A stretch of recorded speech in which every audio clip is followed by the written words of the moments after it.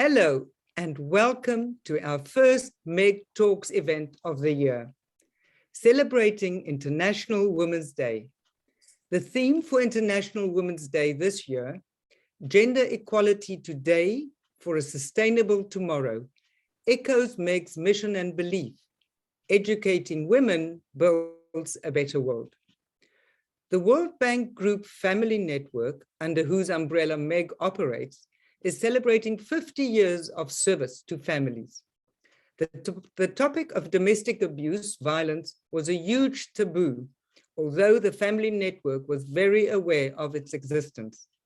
The World Bank Group's attitude in the past was that they take care of their staff member. The Family Network was tenacious and never let it slide.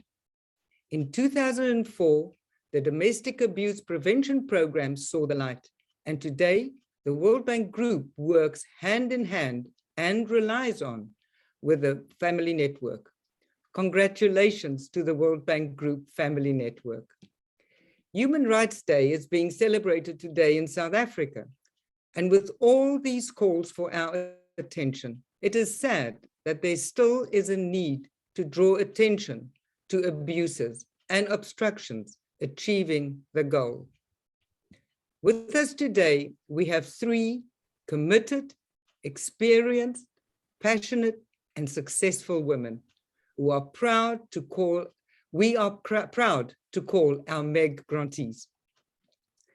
Dee Smythe, a 2004 grantee, completing her PhD at Stanford University, is a professor at the Law School of UCT, practicing advocate or barrister, renowned internationally for her expertise on sexual aggression, and is the global lead for the Law and Society Association.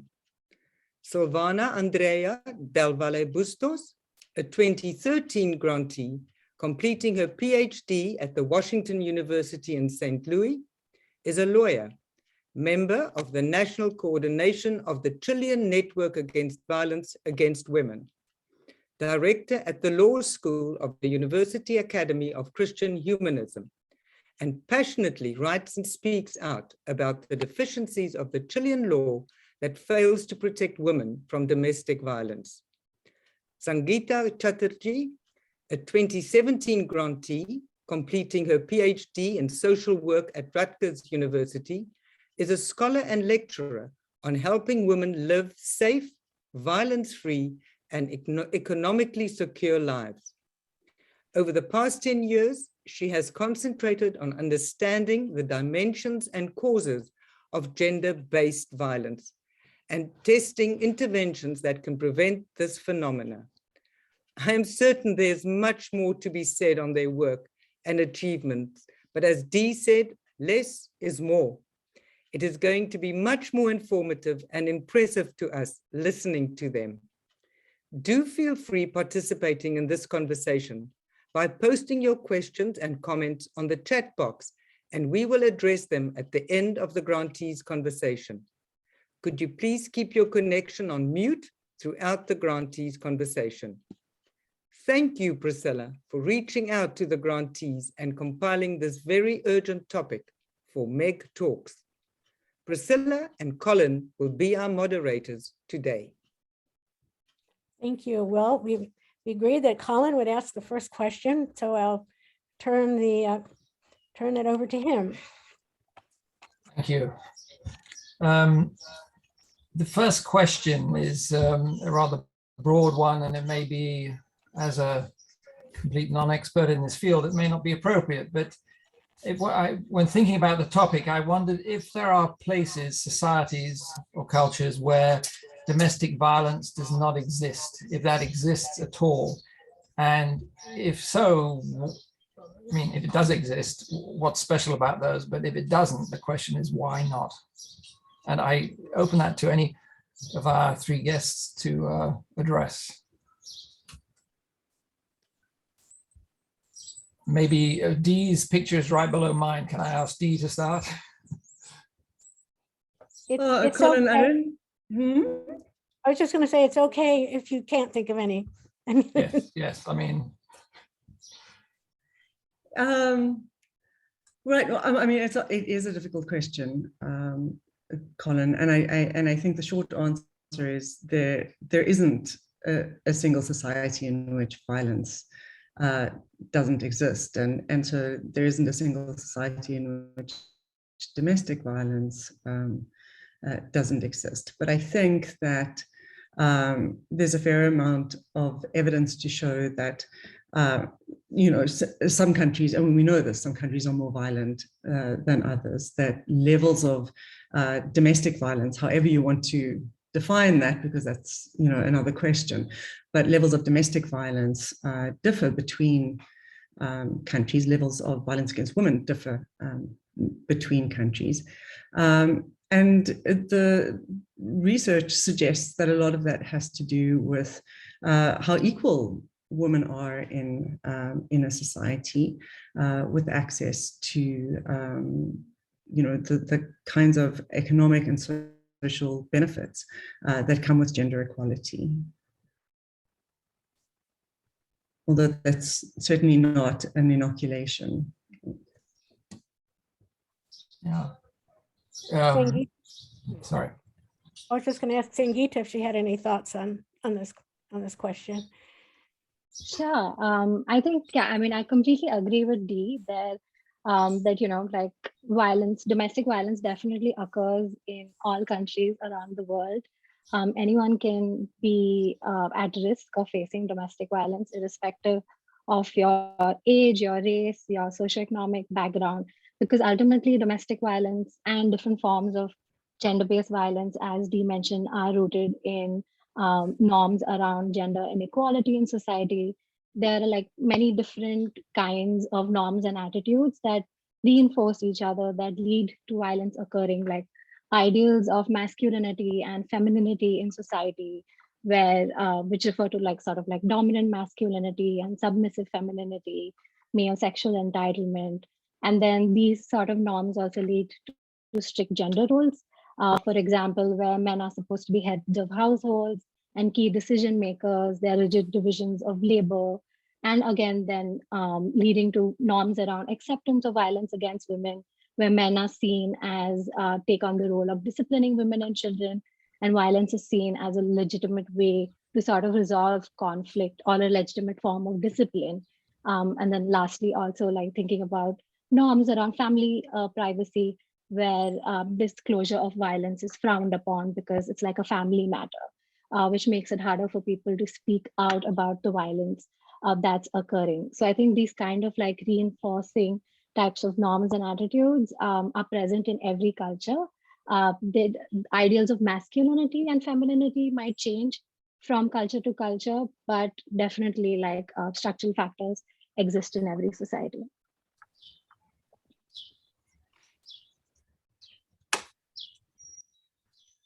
Priscilla, you're on mute. Priscilla? Sorry, there I am. Sorry, I was trying to be a good listener. The next question we thought of, and it's a good segue when you say every culture, is how can we address this problem? How can we change this behavior? And please feel free to speak up, Sangeeta or Dee. Do you have any thoughts on what programs are available or what methods are taken? Have you any experience with this sort of thing? Sangeeta, do you want to take the first stab at this? Sure. I guess, so I'm a social worker by training, and in social work and as practitioners, we typically think about violence prevention largely in two buckets. One is primary prevention, which is sort of trying to prevent violence from occurring in the first place.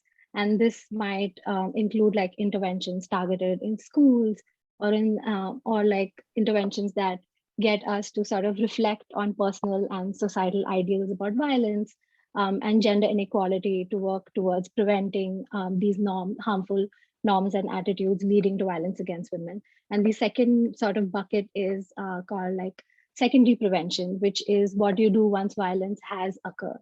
So making sure that there are support services that women can access, may it be in the form of interventions like getting access to counseling or even having legal options available to them. So largely these two kinds of buckets of primary and secondary prevention. And then I'll now let Dee chime in and then get back to this. So I love the fact that you left the or even legal options right until the end, because I think there's a kind of fetishism around law and the possibility of law to address violence. Certainly, maybe it's just because I'm a lawyer and it's the circles I move in, but it feels like we sort of default into thinking that if we have better laws, then we can fix things, and that so much is sort of right at the end of the list in many respects, as you structured it. I don't think that I have really anything to add to what Sangeeta has said. That there really needs to be a sort of a bucket of interventions, and for me that includes both training the kinds of people that see those who are in violent relationships, that would be seeing them long before they come to the law, so long before they come to the police. People who are in violent relationships are being seen by health workers, by within the education system, by a range of people. And so that kind of being able to recognize when there is violence happening and being able to intervene, I think is really important. And it's something that the law can kind of structure somewhat, but that really sits in the realm of the social workers, I think, more than the lawyers. I understand that you worked with young college students and were doing some training. I wondered if you'd like to talk to that subject. Dee. Me? Yeah, I thought that, or you were talking about people who were trying to lecture, quote unquote, lecture students and finding a result that was not expected. Oh, yeah, right. So we were talking about actually the kind of primary prevention that Sangeeta was talking about. But what the research was showing, so much of the work that's done, particularly with young people, but also in other kinds of institutions, focuses on prohibited behavior. So it's very much about you shouldn't do this, you shouldn't do that, you shouldn't do the next thing. And what the research was showing was the importance of, so this was in the context really of sort of dating violence, of really sort of pro-sex, strong relationships kind of training. So that the kind of interventions that were that were sort of saying, well, all of these things are bad, doing this, doing that, doing the next thing are bad, were a lot less effective than the ones that said doing this, that, and the next thing in a relationship is really good. And this is how you build strong relationships. I know what you think, Sangeeta. Yeah, I agree. I mean, I think for any intervention to be really successful, it's important to be able to build a good personal connection with the people that you're delivering the intervention to, whether it's young men, women, boys, whoever. And you need to have a good entry point. So especially like when working with men and boys, it often can be tricky because you want to question patriarchy and violence, but at the same time, you want to be able to sort of demonstrate the appeal or the benefits of questioning patriarchy and violence. And for example, with men and boys, we know that programs are more successful if you can target the program to begin at like some important life transition, like when men become fathers. It's a great way you can design a parenting intervention and then also bring in conversations around patriarchy, gender division of labor, and then move it on to violence. I guess, so it's all like an area of interest of like sports or sexual and reproductive health, because often the challenge is getting people in the room, making them invested in wanting to actually sort of engage in a process of critical reflection on their own individual beliefs first, and then moving to what are like societal beliefs and norms. Because I guess you can't really talk about violence without questioning power structures. And that can't happen if you don't start from within. So connecting like individuals and societies. And that's always a challenge. But there is a lot of evidence of programs that work. So there are definitely known strategies that we can sort of adopt. Yeah. Good to hear. May I just ask if, I mean, it seems that given the prevalence of domestic violence in many countries, that it's something that governments should be aware of and working on. Now, is it all done in the, say, non-profit sector, or are any governments, say, in India or South Africa, taking steps, meaningful steps to help in this area? I mean, both. Nonprofits definitely, again, like going back to like primary prevention and secondary prevention.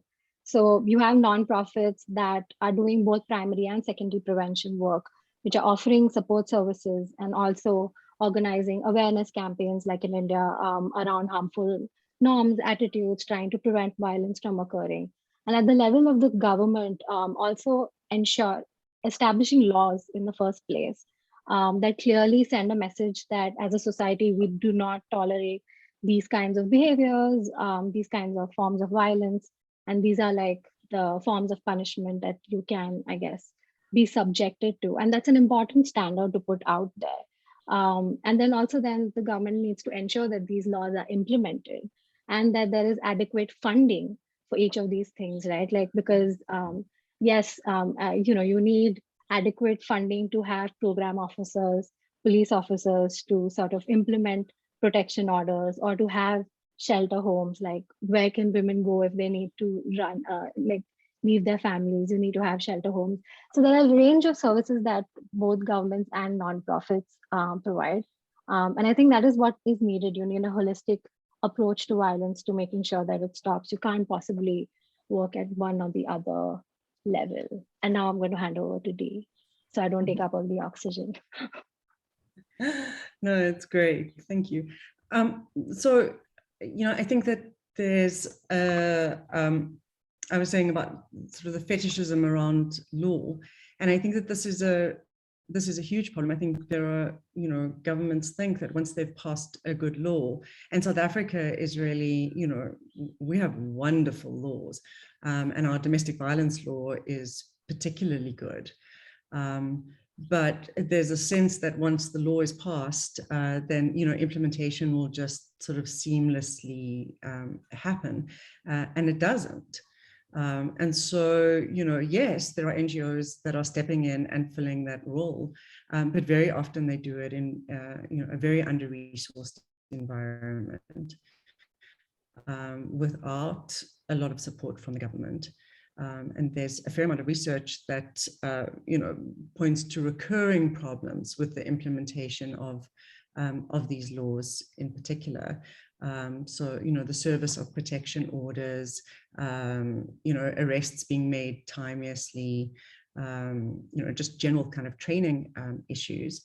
And then there's a problem around focus, I think.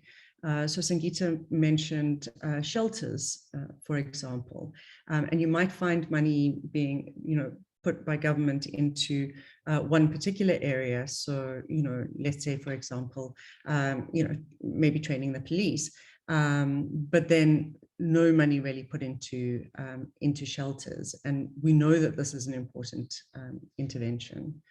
So I think it's, you know, it's very, very patchy. At the opening of Parliament this year, Cyril Ramaphosa talked about there being a war on women in South Africa, and right now it's not a war that we're winning.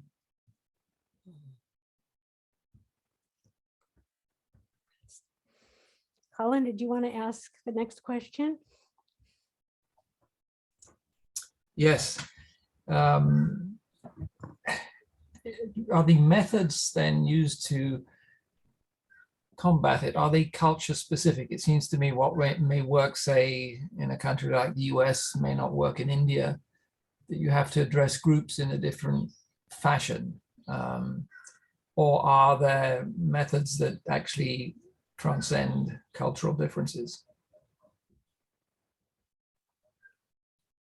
And one thing I was just thinking of while Sangeeta was talking is that, you know, if you were to advertise to a group of young men that you're having a talk on domestic violence, well, they wouldn't come because they'd say, well, what's that got to do with me, right? Whereas if you pitch it as something about talking about parenthood, young parenthood, etc., where you get into that topic, you'd have an audience. So you do have to be careful how you frame it.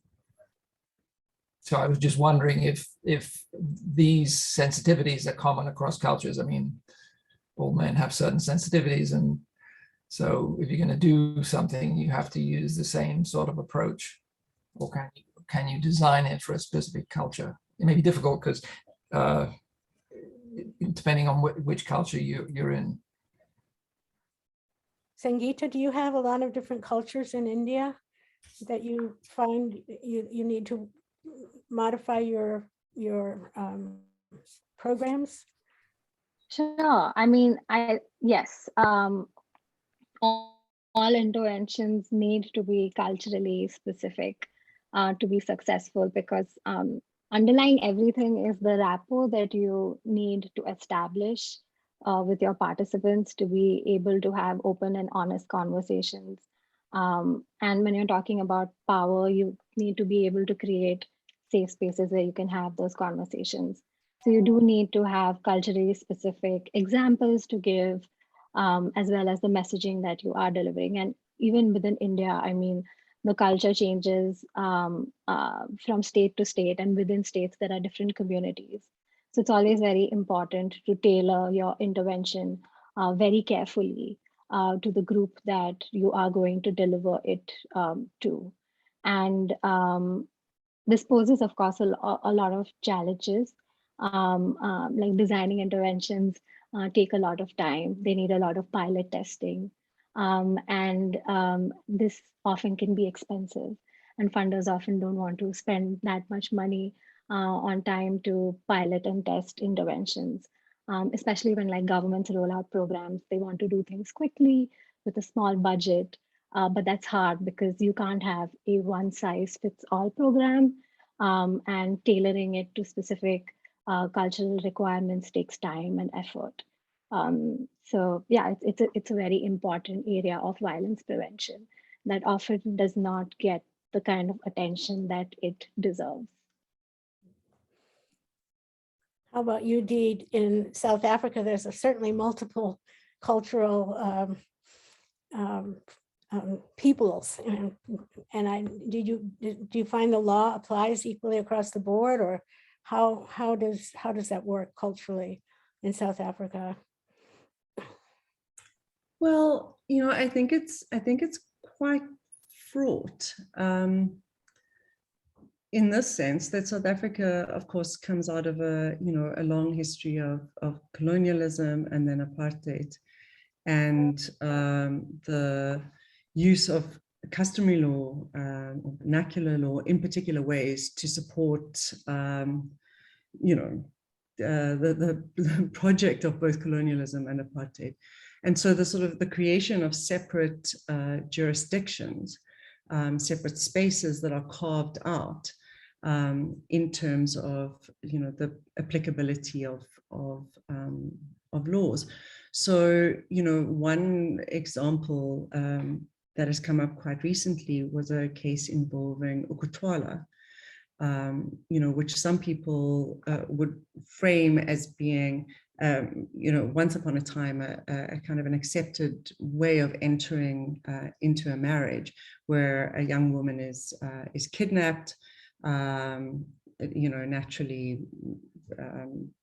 makes a big fuss about it, but is sort of carried off and, you know, and married, and that marriage is then consummated.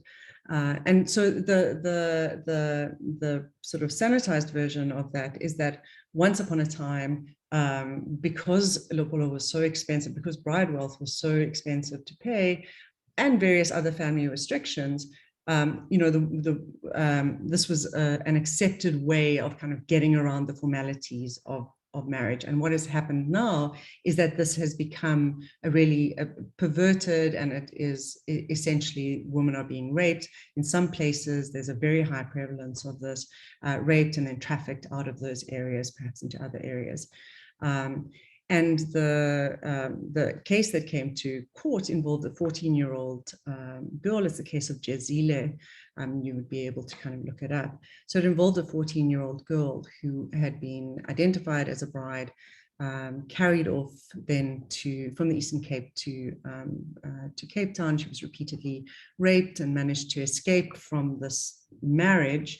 And the man was charged with rape and with human trafficking. And he raised a cultural defense. So, you know, he said that this was an accepted way of entering into a marriage, and the court rejected that, and he was sentenced to quite a long term in prison. There's really interesting research that was done by Leah Mwambeni and Helen Cruz, where they went back to the village that this man had come from, and they spoke to people there about, you know, what they thought about this case. And it really highlighted quite a substantial disconnect between, you know, people in this village in the Eastern Cape and how they perceived the norms around something like this, around finding a bride, entering into a marriage, and so on, and the norms of state law, essentially. And the sort of the need to you know, have those kinds of interventions that Sangeeta is talking about, but also to think really carefully about cultural defenses and what we see as being culturally acceptable practices, without falling back into the sort of colonial notions or colonial frames of what's normatively acceptable. Delicate balance. Yeah, it's a delicate balance, isn't it? Colin, did you have another question that you wanted to throw out there? No, I think you may have had one. Okay. At one point, Sangeeta mentioned the word power, and it was a sort of a fundamental principle in domestic violence. And I wonder, Sangeeta, if you could say a little bit more about that.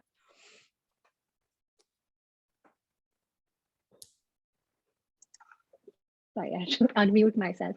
I mean, in essence, I think domestic violence, as we understand it, it is a way or like a pattern of behavior that is used by an abuser to gain or maintain power or control over a victim. And so that's why, like, we cannot think about domestic violence or thinking about addressing it without addressing the unequal power structures that sort of lead to domestic violence. It's because it is primarily used to exert control over someone. So yes, like, we definitely need to address unequal power and gender norms that lead to these kinds of things happening, because it is like I mean, it is one of the accepted social norms in many parts of the world where men think that it is acceptable to use violence as a form of discipline, for example, or they think that they have a right to sex with their wives. So you cannot address domestic violence without addressing unequal power relations that sort of underlie domestic violence in the first place.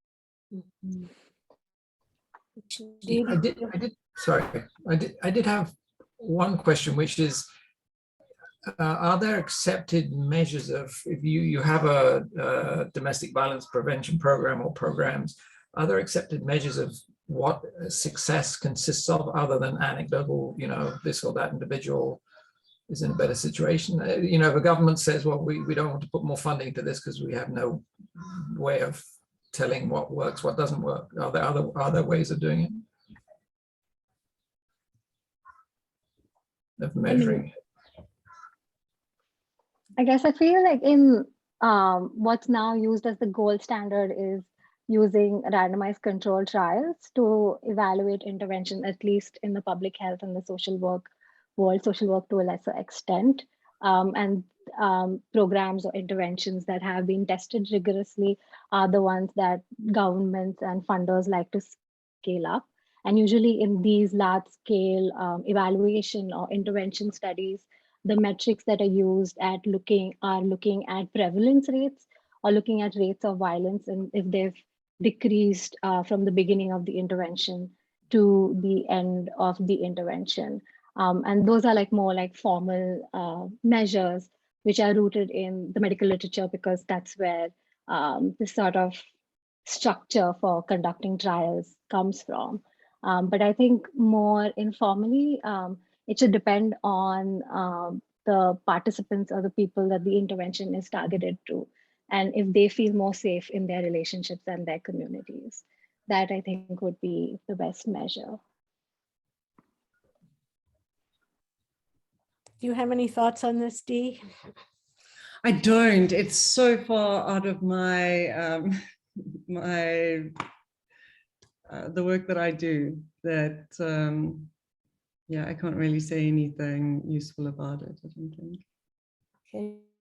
I mean, the only thing I would say, Priscilla, is because we haven't really talked about what we mean by domestic violence. And so one of the things that I keep coming back to, I mean, we think about this as sort of spousal, abuse or, something along those lines. But of course, something like elder abuse, which is very prevalent, also constitutes domestic violence. So the phenomenon of older people in the household being hurt in order to get access to their pensions or their social grants, or just generally being hurt. And child abuse would fall into that broader frame of domestic violence. I was talking earlier about dating relationships as well, and that's a space that I feel like we often neglect. I mean, maybe I'm just very aware of it because I spend my life surrounded by young people. But that space, when even in sort of late high school and moving into university, is also an important point of intervention. So I think when we're talking about interventions, a lot of it depends on what the configuration is. I think power is always at play there, but what the configuration of the relationship is. I also wanted to add, there can also be, in addition to the forms of violence that Dee mentioned, also violence from family members or parents towards their children, if they're not accepting of their children's sexual orientation. In India, especially, and in some other countries, we've had cases where families have locked up their children or prevented them from going outside or forcibly getting them married against their wishes. And legal interventions, especially in these cases, are quite hard because it's sort of like a gray area and complicated depending on the age. And so yeah, that's also often less talked about form of domestic violence, as well as isolating and invisibilizing. I think those are less often talked about forms of violence, intimidation, humiliation, which are as it can be equally lead to negative health effects similar to physical violence or even more. In some cases, in some studies, it has been found that women like they have more adverse effects related to emotional violence as compared to physical violence, for example. So yeah, many different forms of domestic violence. Yeah, that's a really important point, to understand the nature of the violence and what aspect of the family or the community is suffering the violence. And that leads me to kind of our last question, which is, what could I do about domestic violence? What could any of us do? What role can we play in addressing this, this situation? I think first and foremost being ensuring that you're a good bystander. Like if you do see any acts of violence occurring, that you do call it out, either using your diversion tactic, or you do basically call out, or even if you see that there are situations where unequal gender norms are playing out, like in the form of maybe even like a joke that belittles women, you do call out the person making the joke and make it a point to address that. So I think being a good bystander is one of the main places to start. Yeah, and hand over to Dee. I would say yes, all of the above. I think bystander training is absolutely essential. Priscilla, I was reflecting on your question earlier, and the conversation that we'd had before this session, and I think this is really, I think the point of that discussion was that there are a lot of good people in the world. And part of what we do often when we do training, and we do it in exactly not the way that Sangeeta was describing, in a sort of undifferentiated, ill-considered kind of way, is we just end up making everybody feel like they've been pathologized, or that the training doesn't count for them because they know they're not those men. So, actually doing training and doing, interventions in ways that are nuanced and well considered, but then also helping people with the language of and the tactics for what to do when they do see something that's wrong, I think is really important. And then actually really thinking carefully about all the points in the sort of broader social system in our institutions, where people who are experiencing violence, or that people are experiencing violence, come into contact with. So, thinking about training with healthcare workers, with educators, and so on, and again providing them with the tools to be able to intervene, to ask the right questions, to make referrals. Yes. So yes. I also want to just add, like, lastly, also acknowledging the different ways that we hold power as individuals in all of the interactions that we have throughout the day. We all hold positions in power in different ways. I mean, I'm an educator in some situations, and then I make it a, I mean, and I definitely hold power in that situation over students, and being conscious about that, for example, and also thinking about how I can model good behavior, respectable forms of communication, how to diffuse conflict situations. So being like aware of the power that we hold in different interactions throughout the day as well. Do you think the media has any role to play in domestic violence or violence of the kind we've been talking about? Sports figures, media figures, this kind of thing. I mean, it's just sort of setting a general example for other people to emulate. Is that, Yeah, is that glorifying violence and sexism. It's, yeah, I mean, I think that, you know, I think normatively violence is remarkably okay in the world that we live in. You know, so yes, absolutely. We all learn through observing other people's behaviors. So it's definitely important for media to also sort of model appropriate behavior. And I also want to add that there are many interventions that use different kinds of media, like radio shows or talk shows, or like small clips, video clips, to raise awareness about violence. And those have been found to be quite useful.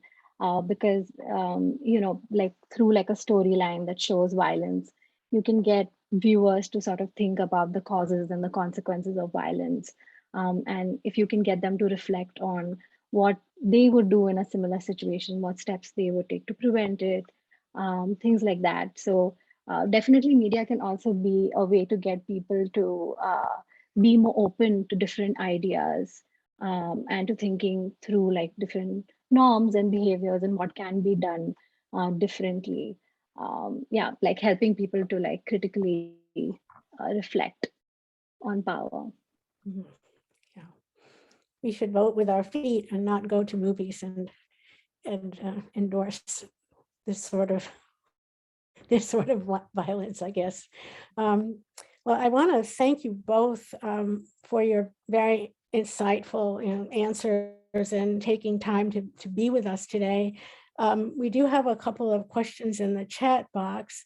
One question from Carmen is, what if a man experiences any kind of domestic violence as a child and never receives help? Is there any hope for treatment at that stage? This might be more in your line, Sangeeta. Sure, I can take it. Yes, there's definitely hope. This person can, depending on what their need is in that situation, I think it's important that we recognize that the person that the violence is happening to, the victim or the survivor, depending on the length of the abuse, it's important that we ask them what they need in that situation. And even if you have experienced abuse when you were very little or young, you can definitely still seek mental health help to help you work through the abuse and sort of acknowledge that it happened and identify the ways that it has impacted you. So definitely there are things that you can do. And again, it depends on what the survivor wants. Mm-hmm. That's true. Do you have anything you'd like to add to that, Dee? Or I know law is not really part of the psychological framework of the problem necessarily. So No. Right. We can take a few questions if anybody would like to ask a question of our two panelists. We'd love to hear from you. I think it is wonderful that we have so many of our other students, our grantees, who are here today. They are all in gender violence and have all their own ideas. Would you mind being brave and you show your face and talk to us? I will really appreciate that.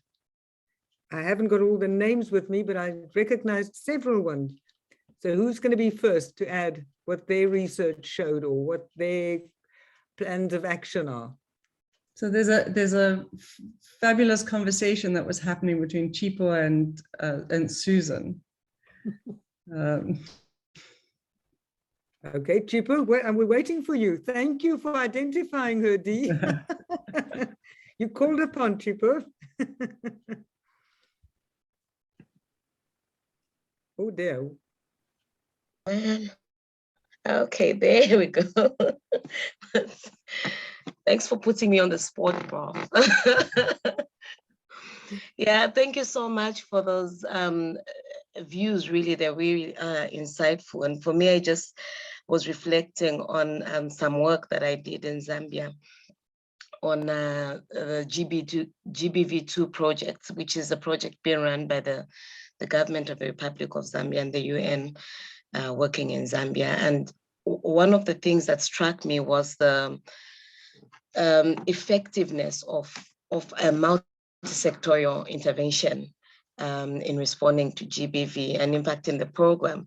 They were not just concentrating on responses, but prevention mechanisms and looking at ways in which survivors of GBV can be empowered to break the cycle of abuse. And so this looked at basically some of their legal needs, their health needs, their economic needs, their, more or less taking a holistic approach.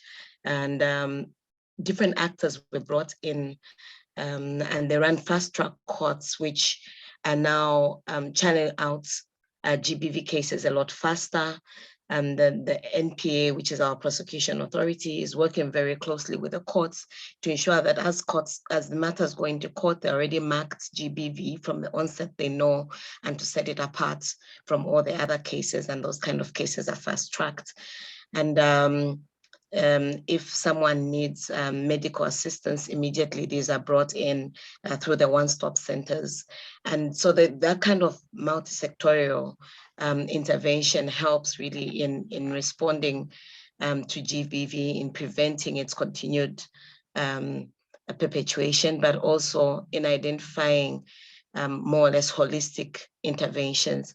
So yeah, that was the conversation that I was having by the side with Susan. Thank you. Interesting. And you were talking with Carmen, I believe. Was it Carmen? Susan. Oh, Susan. Yeah. Susan, do you have any thoughts on your conversation, your chat conversation? I'm not sure I see her on the screen.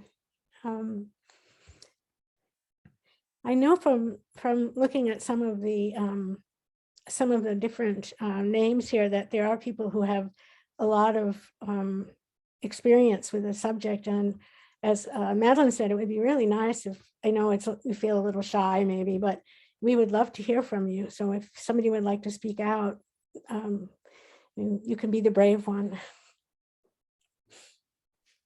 We don't want you to be a bystander. You can participate now. Come on. I can go next.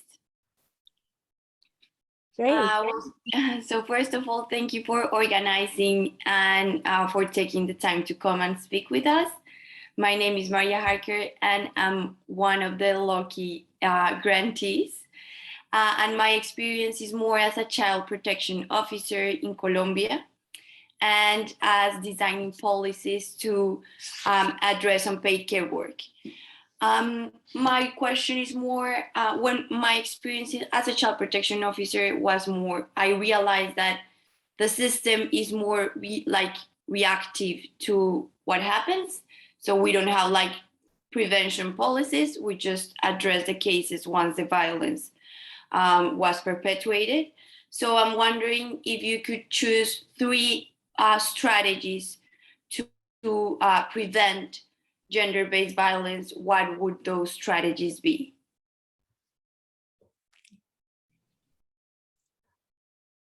Sangeeta, do you have any thoughts on that? I was trying to think about what the 3 strategies would be.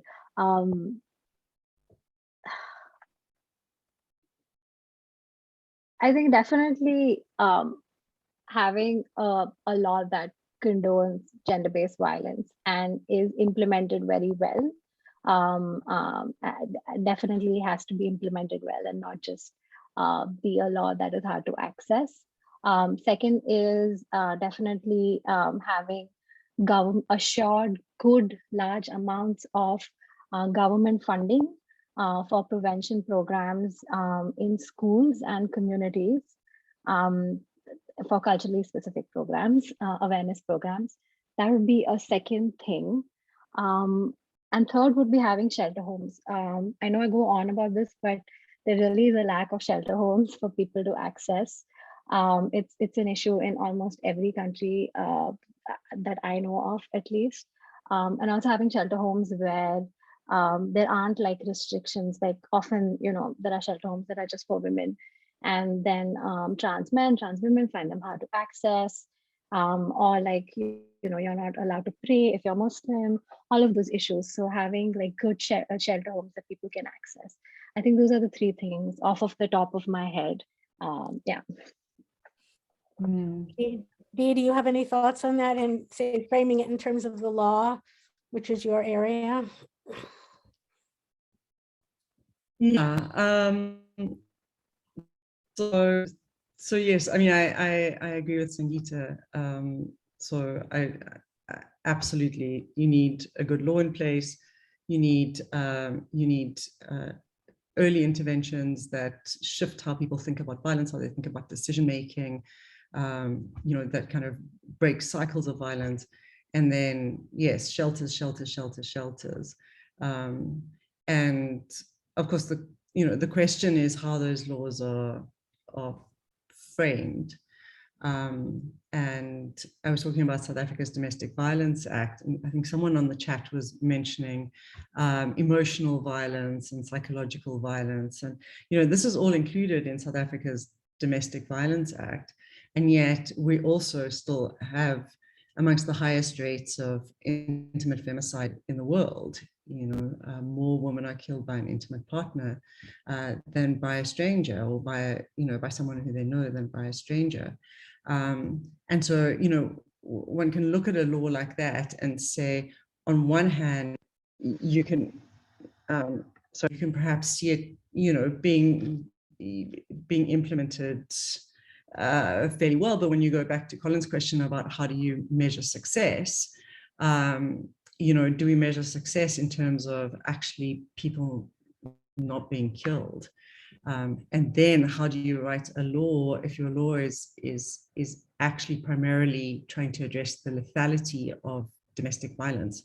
How do you write that law? And is it the same law that you would write if you were, you know, doing something that was sort of broader, with the knowledge that many of those cases are the ones that then sit in domestic violence courts? And what they sometimes mean, what having a lot of cases sitting in court means, is that your judges are not looking for indicators of lethality. So they're not looking at things like weapon ownership and gang membership, and particularly, Maria, they're not looking at children, right? So children are kind of an invisible part of the domestic violence story very often. You know, and someone pointed out to me recently as well, companion animals and the relationship between children, the abuse of companion animals in the home, and women. And so these sort of 3 points of intervention, actually. But, you know, that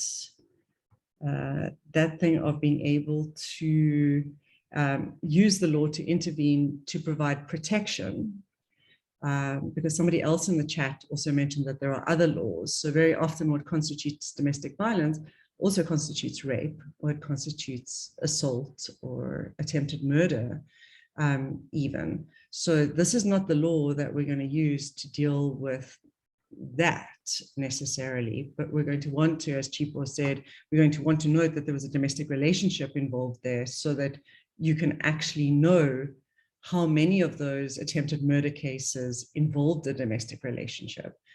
But I think domestic violence laws primarily are there to prevent further violence from happening. You know, they're there as an intervention. And that's really difficult when law is essentially kind of reactive. And then, as I said, you have to really think about what it is that how you get to that point where you can use the law preventatively. Thank you. Thank you. Sorry if I may come in on that as well. It's Yes. Chipo again. I just wanted to emphasize the point on, you know, law as not just being the civil law, but also the customary traditional laws, which in most cases play such a huge role in lives of many communities, particularly in countries, most countries in Africa. I think it's important to kind of look at what are some of the social and cultural norms that fuel violence against women or domestic violence, as the case may be, and to target the custodians of those kind of laws. And in most cases, if we're going to talk about prevention, you would want to talk to headmen, you'd like to talk to chiefs and other traditional leaders to help them be champions of the change of message that you want to put across. You want to create safe spaces where men and boys can sit and discuss some of their own reactions to domestic violence. You would like to create safe spaces where women are empowered to voice out or to find out someone who they could relay information to about their experiences, and so empower them to be able to better respond to GBV. You also want to create spaces where you are economically empowering those that are vulnerable to domestic violence, so that they are able to break that cycle. Most of the time, they depend on the wealth of, a family, a head of the house or the family household.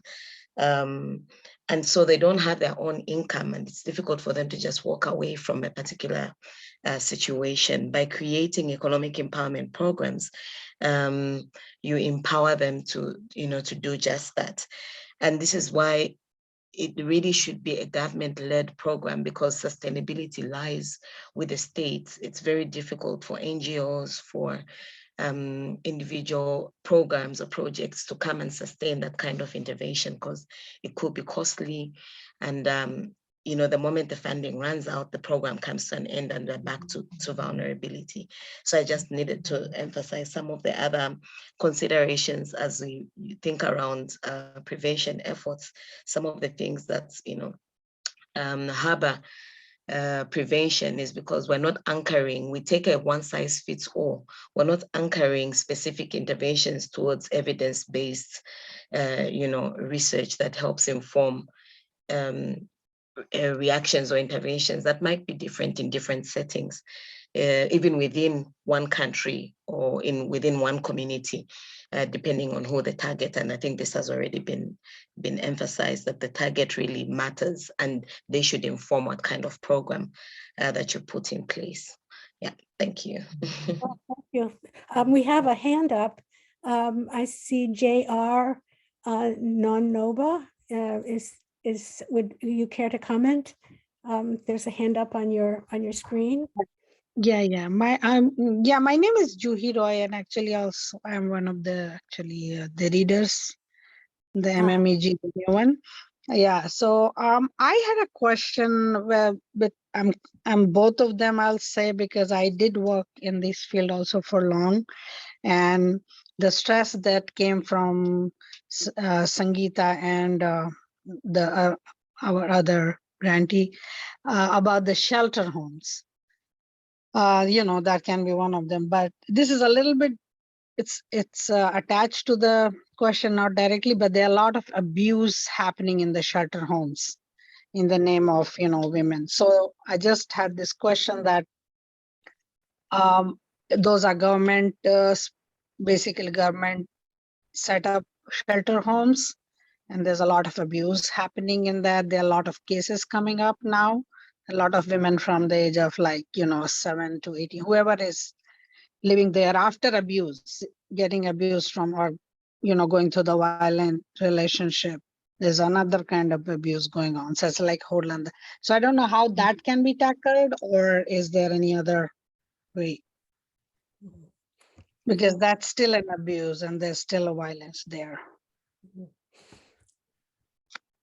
Do either Sangeeta or Dee like to comment on that?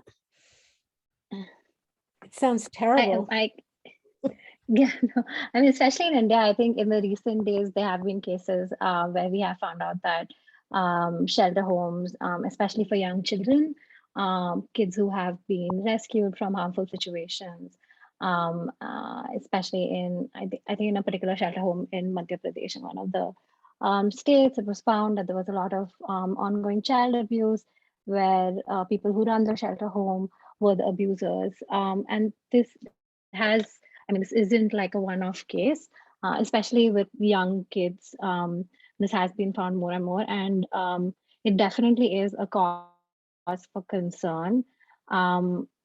I think that we definitely, I mean, shelter homes are still required, but I think that we definitely need to improve the kind of ongoing monitoring that we do about the welfare of kids or even adult women or adult individuals in these kind of government homes to ensure that there is nothing bad, for the lack of a better word, happening to them. And it would also be, I think it's another thing that could happen is that these shelter homes could be run in sort of like a public-private model. So like a non-profit organization could run these shelter homes with sustained funding from government organizations.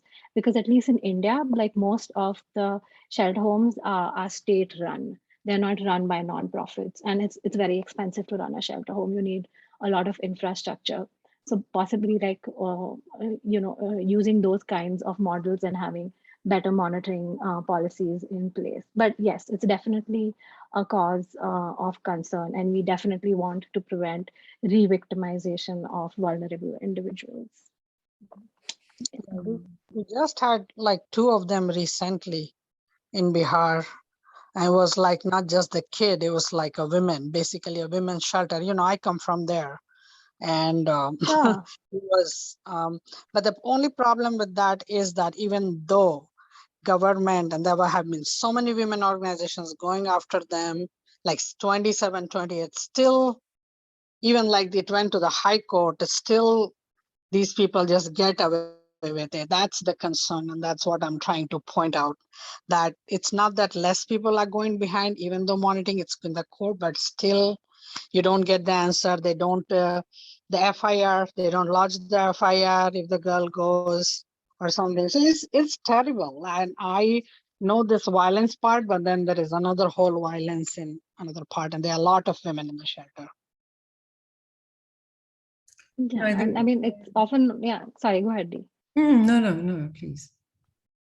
And no, I was just going to say that it's also because often the people who run these shelter homes also occupy positions of power, and are often, coveted, I mean, or like are on the side of the ruling political party, which also makes it harder to get cases filed against them and take legal action. So that definitely is an ongoing challenge. But Dee, you were going to say something, so you should go ahead. Yeah, I was also going to say about power, but I was going to say specifically, I think the targeting of vulnerable people is something that we see in all sorts of areas. And so the one really distressing one for me is the police demanding sexual favors in order to register domestic violence complaints. For example, and we've had reports of the same things happening in courts with clerks of the court, that before they'll put a case before a magistrate, they would be demanding sexual favors, and it is very hard to know how you intervene in those spaces. I mean, I've known some really great people in government who've literally flown down and stormed into offices when they've known that that's happening, but that's a sort of once-off intervention. But when you can think about what you put in place. So you have proper screening of people who work with vulnerable people, and you have monitoring and so on. But it is really difficult to implement that. I think it's really a challenge for all of us, how we, intervene kind of systematically into those spaces to protect vulnerable people. Right. It looks like we're coming up to the end of the hour. I'd really like to thank everybody who came and everyone who's commented. And I'd kind of like to end on the note of something that Dee said, which is there's a lot of good people in the world. And while we're, focusing on a topic that's very painful and in some sense even taboo, I just like all of us to remember there are a lot of good people out there, and good people have power too. So I think with that, I'd like to bring this wonderful, I mean, really enlightening discussion to a close, and thank everyone thank especially Dee and Sangeeta and all of you who've come, and Colin who helped moderate. And I'll turn it over to Madeline for closing words. Thank you, Priscilla. We just received a message from Silvana, and she apologizes because I know she wanted to be here, but things happen in life. So Silvana, we missed you. And I want to thank all of you. And I think everybody took something from this discussion, and let us not be just an onlooker, but be an active bystander in all the fields. We know that things are happening. And please watch the space. We will have another Mmeg Talks, because it's become our popular way of meeting as many and seeing so many of our grantees. And have a lovely time. Thanks a lot. Bye. Bye. Thank you. Thank Bye. you. Bye-bye.